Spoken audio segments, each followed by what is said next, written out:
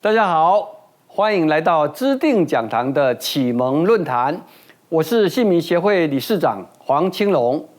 國民黨主席鄭麗文近日出席統派團體舉辦的白色恐怖秋季追思會，引發各界譁然。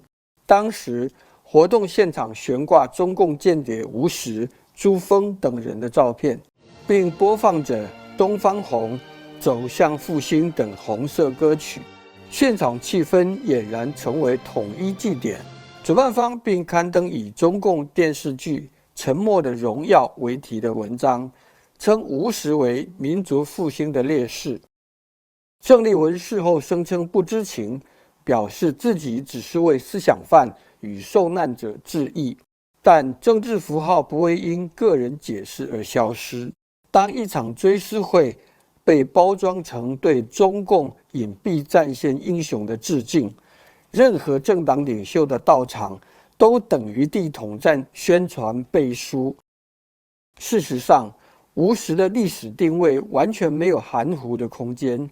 他身為國防部的中將參謀次長，在國共內戰期間向中共洩露徐蚌會戰的情報，導致國軍慘敗，數十萬人死傷後被俘，來台後仍持續為中共收集防務情報。1950年被捕，依法判決槍決。這是確證的間諜案，不是白色恐怖下的冤獄。北京後來追認他為烈士，拍劇頌揚，不過是以民族統一為包裝的政治工程。白色恐怖確實是台灣歷史的傷口，許多因言獲罪者值得平反與追思，但把真正的共諜混入其中，等於模糊思想犯與叛國者的界限，讓追求正義的努力淪為政治利用。更嚴重的是，這樣的混淆正符合北京的宣傳策略，以反內戰、民族和解之名，重塑中共滲透行動的正當性，削弱台灣社會對敵我的基本認知。中共早已將吳石塑造成為統一滲透敵營的英雄，要求各地統戰系統學習吳石精神。這樣的歷史敘事，目的在於改寫國共戰爭的記憶，讓叛變變成愛國。當國民黨主席親赴此類場合，中共只需靜觀其成，統戰戰線便由台灣內部自行延伸。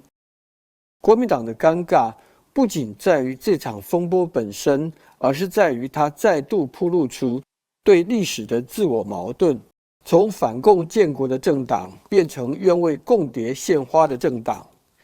這樣的價值漂流讓人無法理解它今日究竟代表什麼。若國民黨連叛國與理想都分不清，又如何自稱是中華民國的捍衛者？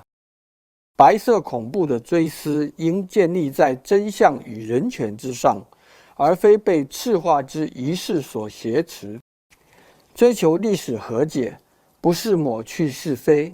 反威權不等於向極權示好。當統戰語言滲入轉型正義的語境，當愛國被重新定義為愛中共，那不只是歷史誤讀，更是認同危機。鄭麗文或許真心想表達包容與紀念，但作為在野黨領袖，他更應理解政治象徵的重量。白色恐怖的受難者值得尊重，但共諜不應成烈士。歷史的修復需要勇氣，而不是糊塗。台灣社會在這場風波中看到的不只是政治爭議，而是價值的警訊。一個政黨若放棄對自由、主權與忠誠的堅持，就會在歷史的洪流中迷失方向。真正的勇氣不在於不怕貼標籤，而在於面對歷史堅守原則。共諜可以被原諒，但不能被美化；歷史可以和解，但不能顛倒。這是台灣民主之所以仍值得珍惜的原因。